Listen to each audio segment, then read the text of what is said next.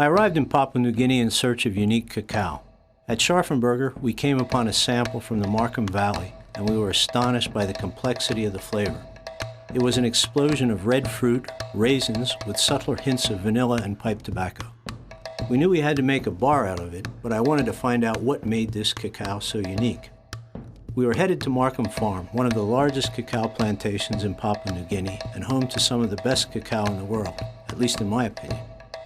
The climate of the Markham Valley is consistently hot, with rainfall that varies wildly. Markham Farm, where we were headed, lies on the edge of the rainforest. The unique terroir of this region, the combination of variable rainfall, porous, gravelly soil, and constant heat, I'm sure contributes to the remarkable flavor of Markham Farm cacao. We started our visit at the fermentory. It was enormous, one of the largest single units I had ever seen. The building had 16 sets of fermentation boxes, reaching a height of almost 8 meters. The wet cacao from the field is fermented for a total of 6 days. Fermentation helps develop a fruity flavor and triggers a series of reactions that change the color, reduce the astringency, and add the pleasant chocolate flavor that's characteristic of well-fermented beans. The last fermentation box empties directly onto the dryers. The trick is to dry the cacao slowly to avoid locking the acidity inside. Like everything else, the Markham dryers were huge.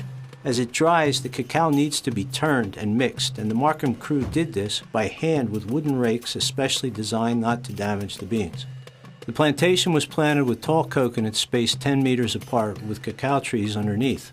The coconut canopy is high above the cacao trees and allows plenty of airflow, which helps keep down fungal diseases. It also casts a dappled shade on the cacao. The two canopy levels provide more shelter for animals, especially birds and bats, than a monoculture of either crop. We also learned that the soil in the Markham Valley was deficient in copper. It was the first time I had ever heard of this on a cacao farm. Earlier, I grabbed a few beans from a dryer and started cutting them. I always do this to judge the fermentation quality. The inside of most cacao beans turns brown during fermentation.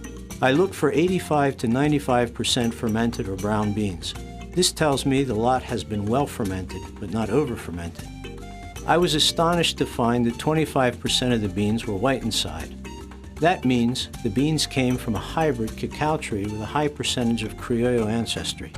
The more white beans, the more Criollo character in the flavor, and in my opinion, the more interesting the chocolate.